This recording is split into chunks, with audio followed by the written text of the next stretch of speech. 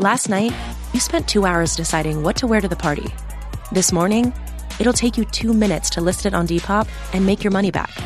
Just grab your phone, snap a few photos, and we'll take care of the rest.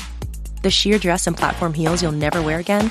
There's a birthday girl searching for them right now. Your one and done look is about to pay for your next night out. Or at least the ride home. Your style can make you cash. Start selling on Depop, where taste recognizes taste. Welcome, everybody, to the Play Me or Fade Me podcast, and thank you for joining us. As always, this is the obviously first day of the new week. That means we have the flipping the script and putting it on the board show. That is between, of course, myself, Kyle Comas, and the man that you all know, Mr. Action Junkie. Action, we were just getting started talking about, yard work and everything with the weather this weekend. So we had a big debate this week, and me and my buddies did. So I want your opinion on this. As a guy who lives in North Dakota and gets a lot of it, would you rather mow your yard, or if you had a snowblower, snowblow your driveway? What do you think you'd prefer between the two? I will mow my yard 100 out of 100 times. It's not even a question for me. Really? Okay. Yeah. I have a shirt that says, father, husband, and lawn mowing legend. I take so much pride in mowing the lawn. I want it to, one day I want my yard to look like a baseball diamond with the design and the checkerboard and all that good stuff. I'm still working on those skills, but yeah, I take a lot of pride in my yard. Where the snow, I just basically, put my head in the sand and pretend it's not there. I hope it melts away. Now, do you have a push or a riding lawnmower? I have a small, I have a small yard, so it's a push mower. Okay. I was going to say push lawnmowers put the hair on the chest, I think. I think the riding lawnmowers are for the people with the big yards that probably can't do a push mower. Yeah, I mean, I'm completing my entire yard in less than a half hour, I would say. Okay. So yeah, it's no problem at all. It depends how many times I have to switch the podcast that I'm listening to on my phone. Those are the things that kind of delay me. Gotcha. Yeah, my driveway is very, very small, so it doesn't take me, it takes me maybe 10, 15 minutes to snowblow my driveway. It takes me about an hour to do my lawn, though, so. Yeah, it's just, I don't like cold. I mean, I live in a terrible climate for not liking the cold, but I don't want to go outside even for 10 minutes. Yeah. Yeah, I can feel you there, and it's way colder in North Dakota than it is in Iowa, too, so. Well, yeah, keep in mind, we have our average wind speed is higher than Chicago. They're called the Windy City. I feel like it's always in my face. So yeah, not a fan of going outside in the winter. All right, sounds good. Well, that's going to kind of lead us into our mailbag questions. We got 3 really good questions for the mailbag this week, and I think we're going to answer all 3 of them because they were really good. Again, if you have a mailbag question that you would like Action or I to answer on the show, please DM us, mention us on Twitter, mention in the Discord, anything like that, and we'll be happy to answer it for you. But Action, the first question is, our dear friend Locke Wager says he really wants to learn more about the NHL playoffs and the NHL playoff wagers. Obviously, we've done a lot of hockey betting on this show, and he just wants to know some things that you look for when it comes to the NHL, when it comes to betting, any trends or anything like that, and then just kind of overall philosophies on the NHL playoffs. So I don't know where the NHL lies in your hierarchy of bets, Action, but what's your philosophy when it comes to the playoffs? Well, playoffs, regular season, I guess one of the things I'll say is I just like hockey. And I believe it's probably one of the best sports left out there, in my opinion, where we get consistent effort out of the teams night in, night out. That's one of the reasons why I like hockey, even in the regular season, is like, I feel like the effort's there. And I feel like there's such a pride factor. So as many of you know, I like to do the flip the script. Big fan of that when it comes to betting the NHL. So that's one of my takeaways. And then I, latched on to Dan's back-to-back fade system when a team's playing back-to-back nights on the road. Other than that, yeah, I'm just basically looking for that team that may have a motivational angle in a game, or, I'm doing a lot of zigzag and flipping the script when it comes to the playoffs, especially. Yeah, no, absolutely. And I can empathize and I can agree with that as well. That I follow that philosophy too. For me personally, there's a couple things I look at. A huge thing in hockey, and I talk about this a lot, is the goalies. If you have a good goalie, you're gonna be doing good. Uh, Maybe not in this game, but action can relate for the Wild. Volstead, the Great Wall of St. Paul, as Pace calls him, is an incredible goalie and was a huge part of them beating the Stars. If that goalie's consistently having a high save percentage in the 90s, your team's going to be good no matter how much you score because you got that goalie that can support you. So having a good goalie is a huge thing for me when it uh, comes to NHL betting, and also consistency. If you have the same guys that you're relying on all the time to get those points and get those assists and get those goals, you're not going to go very far in the Stanley Cup playoffs because there's more balanced teams. There's more teams where you can rely on multiple different lines to get the job done. I'll use Edmonton, for example, actually. They have arguably the two best players in the NHL on their team. They have McDavid and they have Draisaitl. But after that, it's bad, to be perfectly honest. And I mean, Nugent Hopkins is okay, and a couple guys in their second or third lines are decent, but not okay. But they rely so heavily on those two guys that defenses collapse on them and take them away completely. So if you have guys who are consistent and can attack those defenses, you're going to do really well in the Stanley Cup playoffs. So in my opinion, really pay attention to those goalies and pay attention to how guys are scoring on both teams is kind of the way I look at it. And that's well said, Kyle. And all I'll say is, yeah, both goalies in this Wild game tonight. 925 plus save percentage in the opening round. Yeah, you never know what's going to happen though. And one thing about the hockey playoffs I've learned over the course of time is if a goalie's standing on his head, you're not going to win no matter how many offensive weapons you have. 100%. Yeah, I would have two, like you said, two guys with goalie percentages in I think they're both 92, and it's a 5-5 game going into the third period, which is unbelievable. So absolutely, I'll there. give you a tease right there, though. I am going to be playing this in the dark. I'm betting the under on game 2 because, to your point, these are two good goalies. Tonight is an exception. The stars aligned. It's crazy night there. Game 2, expect both goalies to be dominant, and we're going to have an under type of game. So I'm going to do the zigzag theory on that, and I'll definitely be on the under in the dark when it comes to game number 2. And that game will certainly, after this game, it's certainly going to be at 6.5, I would think. So I think you'd be in a good position there. Yeah, I hope so. Anyway, we'll find out. Yeah. Let's see. Let's go to the second one from our dear friend Nick B. He said last time we discussed how we met, which we did, but he wants to know a little bit about us outside of sports gambling, day-to-day profession, hobbies, coolest vacation spots we've been to, stuff like that.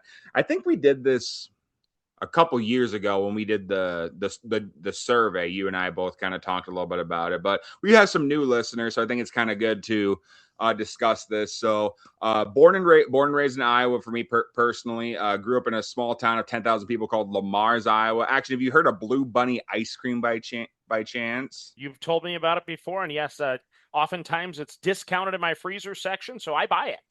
Absolutely. Well, Blue Bunny ice cream is made in Lamar's, Iowa, so a town about 10,000 people. I'd say about 7,000 of them work in either the production or the corporate office in Lamar's. So kind of cool there. Currently live in a town called Sioux City, Iowa, about 90,000 people. So quite the difference compared to what I used to live in. Work for an insurance company in the accounting department, so I handle the collection of all the premium that comes in, and work with our controller there for various other projects as well. So that's kind of my 9 to 5. Outside of the work, obviously, I've been married to my wife Cassidy for 4 years now. It's crazy to believe that. We actually met in high school and ended up getting married. So I talk about it on the show a lot. Have a 1-year-old baby boy who keeps me busy nonstop. So I always will be spending time with him. But outside of all that craziness, I'm a golfer. I like to golf. I just did 18 holes this last weekend, so I enjoy doing that.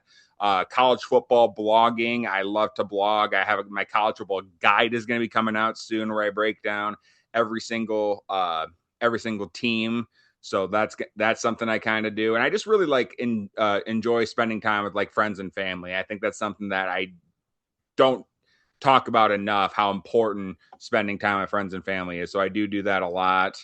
And yeah, that's just a little bit about me. So yeah, I'm an accountant, I'm a dad, I'm a husband, family man, and I'm a golfer as well. So just a little bit about me outside of the podcast anyways. Wow, that's a tough act to follow. So I'll go real quick. I grew up in the hometown of Adam Thielen, Detroit Lakes, Minnesota. Worked in the call center business for about 20 years. So that's where I got relocated quite a few times. So I worked in Iowa for a bit, worked in the Twin Cities, worked in Florida, near Tampa. Yeah, I think I got relocated. I think my wife and I, first 6 years of marriage, we got relocated 7 times. Just the way it worked. So it was a really interesting start to our marriage. Got 2 kids, like we've talked about. They're now both teenagers. So Kyle, I'm in the easy stage other than with my daughter. You got a lot of time in front of you. So good luck to you, my friend. And yeah, other than that, yeah, I like to golf. Don't do it enough. Obviously, this podcast is a big time commitment from a hobby perspective. And yeah, other than that, like to garden. And I go on like 3 walks a day during the nice months anyway. And then my wife and I are big time college volleyball fans, so we don't miss one of those games. And we'll even travel with the local team, North Dakota State, to some road games as well. So that's probably our number one passion right now as a fan anyway. We go to most of those games, and then we'll, go to a lot of Bison football this upcoming fall. And of course, the college basketball, both the men's and women's side, go to plenty of those games. So those are kind of the big hobbies, I guess. Absolutely. No, and I do remember you saying you being a big North Dakota State volleyball fan. Actually, when we did the College Football Super Show, as you guys know, Action was our producer and behind the scenes guy, and he actually missed a couple weeks to go to the North Dakota State volleyball games too. So he's definitely a committed fan, and that's one thing we appreciate that about you, Action. So yeah, so hopefully, Nick B, that answered your question. Final question. I know we kind of talked. Kyle, I apologize. I forgot about what I do. I do insurance for a living. That's what I do. I sell the home and auto type stuff. That's what I do. So you and I are both in the insurance business. I'm dealing with people complaining to me most of the day, and you're counting the money. So that's what we do. And what's funny is there's 3 areas to insurance, and this podcast has all 3 areas covered with the sales, with the billing, and with the claims. This podcast has all 3 areas covered. So I think that's kind of funny. And then I know we've been going on a little bit, but I enjoy doing this, and I hope you guys do too. Last question is from our friend Exacta Tom. He said, how do you mentally go back to betting after you prepare for a big event and it didn't go well for you? Well, I can attest to that, because we did about 700-800 games on the college football show this year, and I was as dialed in as I have ever been in college football. I know everything about the teams, their quarterbacks and stuff like that, and I was horrid in the with college football playoff betting. It was not a good year for me, and it was not a good showing for me after a pretty decent overall season. Biggest way I bounced back is I took a step back and I looked at something. Rather than look from a microscopic lens, I looked at it macroscopically. I'd take a look at how I've been doing all year long, and I realized that, like my dad always says, it's a bad day, not a bad life. So it was a bad showing for me, but overall, everything turned out to be good. I just took that step back, took a little time to relax, and then as soon as I was ready to get back at it, I went back at it. So that's my advice, is instead of looking at things in a microscopic lens. Exacta Tom's about as sharp with horse racing as anybody I've ever met, Action. So if he didn't do good in the Kentucky Derby, I know he will bounce back for the Preakness. I just know he will. Yeah, and Kyle, I guess my philosophy there, and I've said this before, every time I have a losing skid, I've just got to bet my way out of it, because a bad day, I'm just one step closer to a good day. And I know you've had the better year and the better month than me, but believe it or not, last week I went 9-1 on this podcast between the show with you and then going 5-0 with Chad, hit my hammer of the month and hit 2 plays of the day. So last week was a great week, but the week before I had my tail between my legs, and I just had to bet my way out of it. Just keep betting. And The other thing I'll just say is sometimes we look at a big event and we feel it defines us. And you got to remember, we're not coaches, we're not players.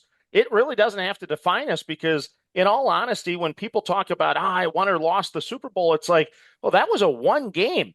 You give me a full NFL slate of games, I'm going to find a game I like a whole lot better than the Super Bowl. When you look at the whole body of work of like an NFL season, we can look at the Super Bowl and say, okay, everyone's betting all this money, but should we be betting all that money? Because the value was probably in the regular season every single week when we had, 14, 15, 16 games to choose from.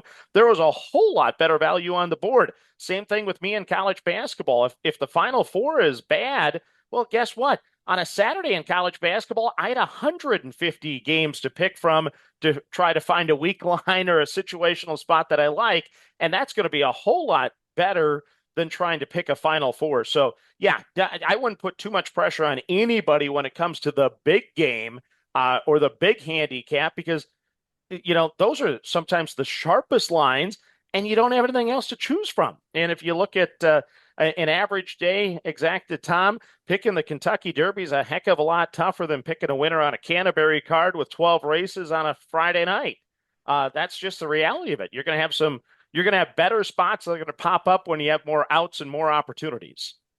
Absolutely. No, I think that's very well said. So hopefully you all enjoyed that mailbag. I know we enjoyed doing that. If you have any more mailbag questions, again, please feel free to reach out to us. But actually, the people are here to listen to picks. I think they're ready to roll here, and I think we're gonna make some picks for them. But I do want to say on this show for everybody listening, I want you to bookmark it, clip it, whatever you want to. I will never bet an NBA game on this show. I am done betting the NBA. You can bookmark it, do whatever you want with it. You can tell me whatever you want about it. I will never bet an NBA game after that Pistons game last week. So just a note on that. So. Well, and I will lead off with the NBA, Kyle, because Larry and I, his seventh graders, we kept the faith. We lost a battle, but we won the war. We cashed on the Pistons, the 2-unit play to win the series. And then I cashed the 3-unit play in the Pistons to cover on Friday. Yeah, sure, they dug a 22, 24-point hole, but we battled back.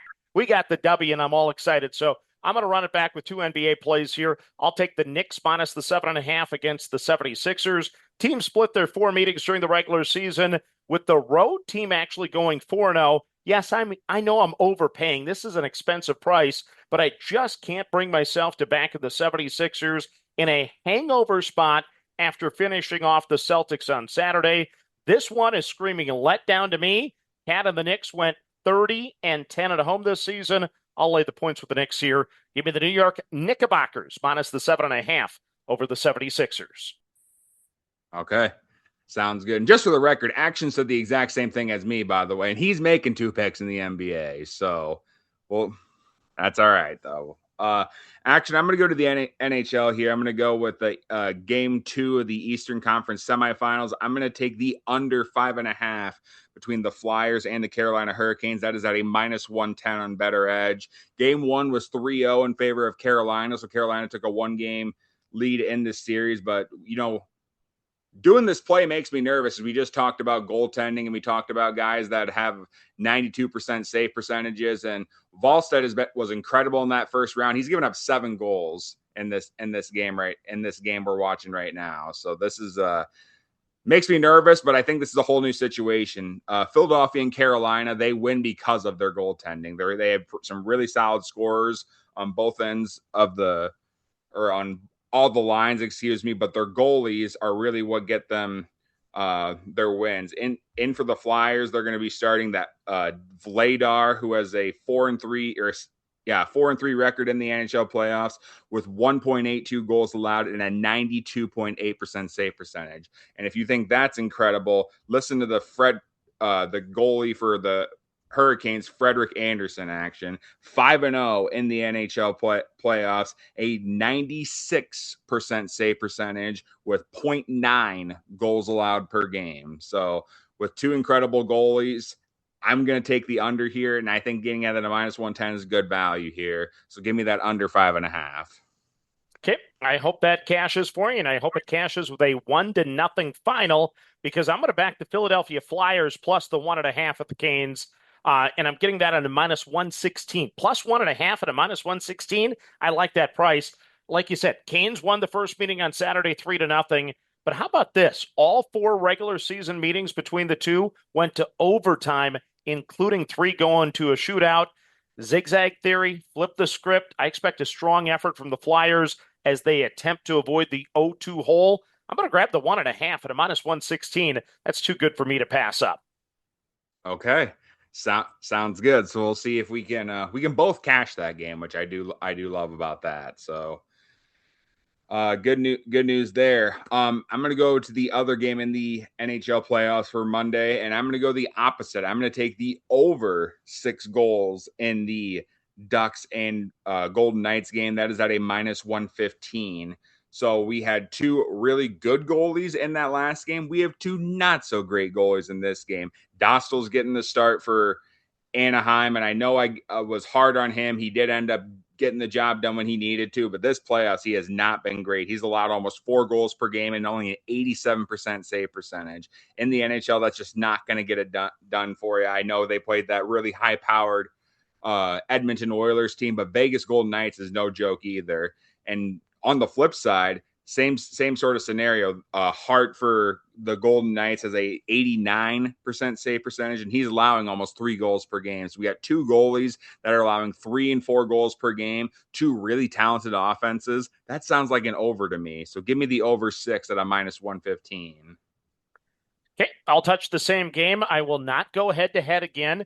I'll actually pay a hefty price here, I guess. I'll take the Vegas Golden Knights on the money line over the Ducks at the minus 151 on Better Edge. How about this? The Ducks won all 3 regular season meetings this year, 4-3. Let's flip the script tonight. Once again, give me the Golden Knights at home, minus the 151. All right. Sounds good. Paying a little juice, but I think that's going to be worth it for you in the long run.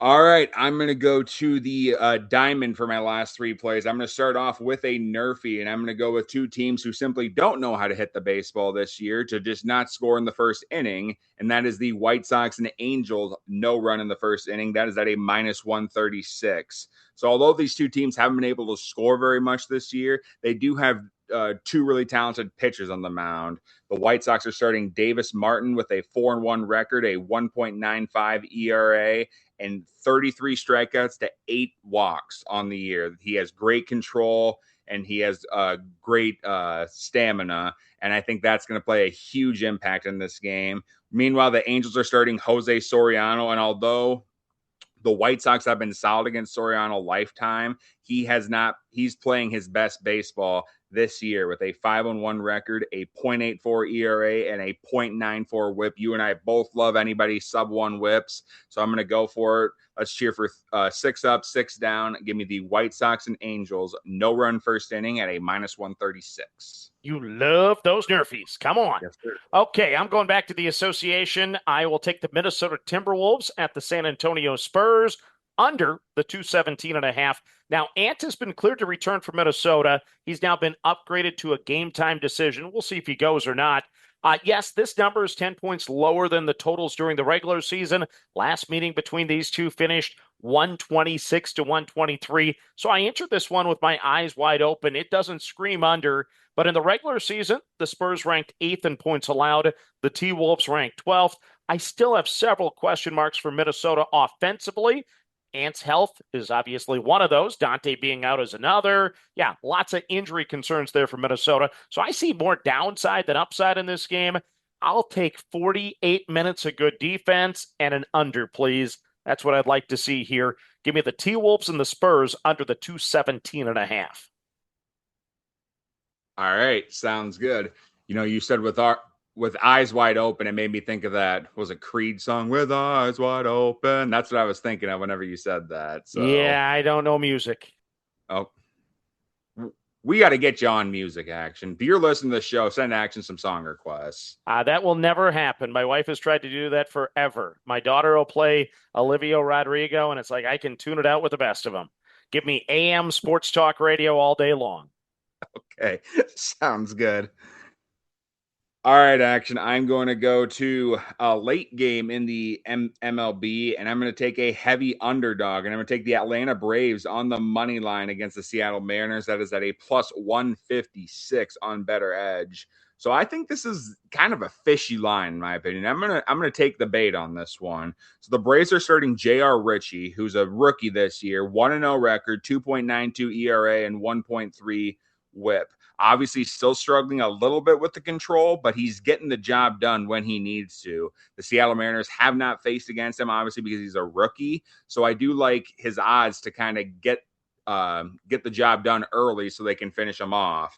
Now, the Seattle Mariners are starting Logan Gilbert. He normally is a guy action that I bet on consistently. He has not been good this year. He has a 1-3 record, a 4.03 ERA, and a 1.29 WHIP.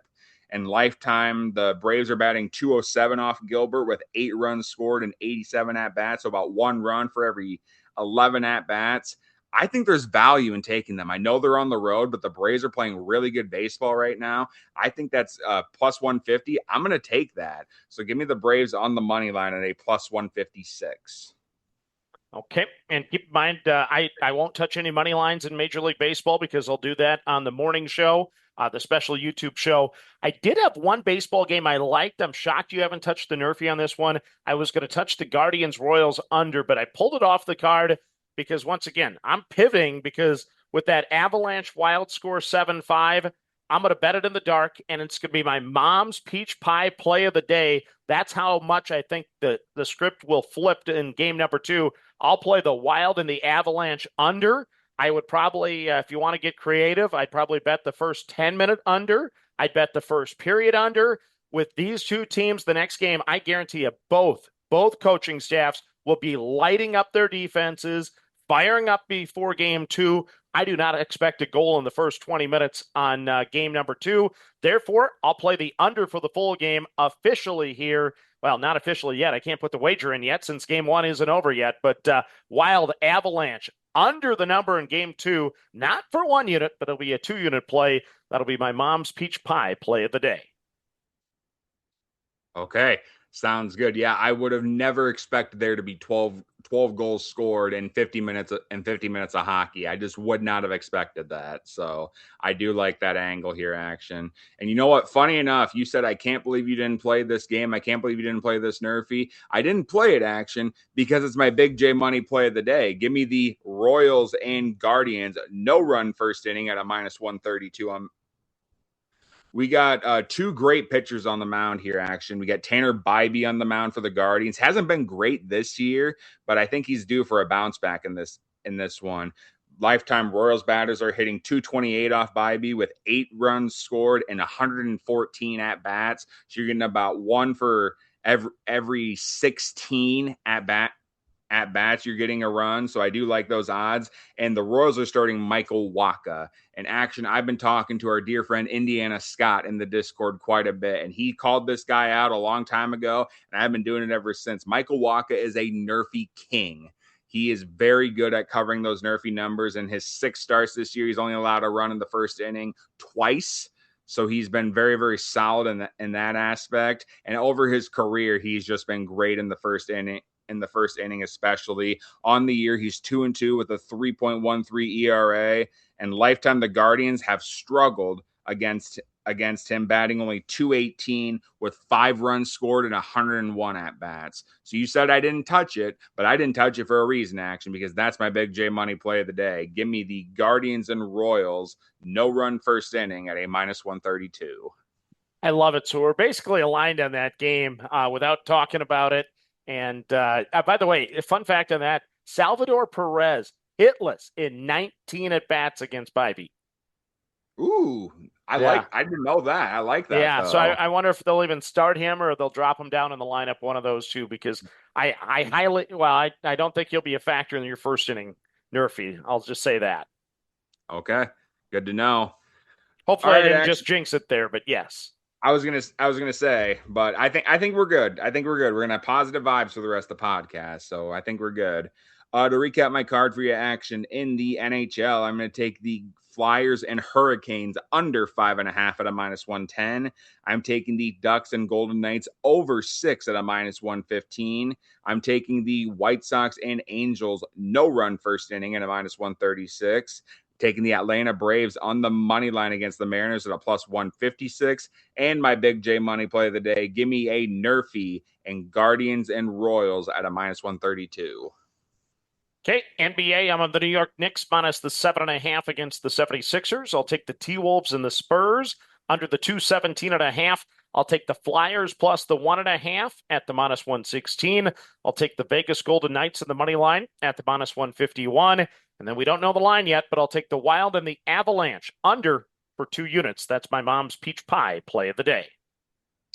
All righty.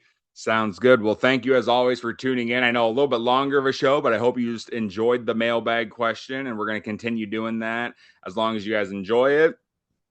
And tomorrow we have a special edition podcast. I won't spoil it, but we got a great guest coming on. We got a great topic to talk about. So looking forward to that, a kind of a little tease for tomorrow. But until next time, I hope you enjoyed the games. And as always, manage that bankroll. Don't chase money. Have fun, and let's cash some tickets together. Good luck, everyone. Ryan Reynolds here from Mint Mobile with a message for everyone paying big wireless way too much. Please, for the love of everything good in this world, stop. With Mint, you can get premium wireless for just $15 a month. Of course, if you enjoy overpaying, no judgments, but that's weird. Okay, one judgment. Anyway, give it a try at mintmobile.com/switch. Upfront payment of $45 for 3-month plan, equivalent to $15 per month required. Intro rate first 3 months only, then full price plan options available. Taxes and fees extra. See full terms at mintmobile.com.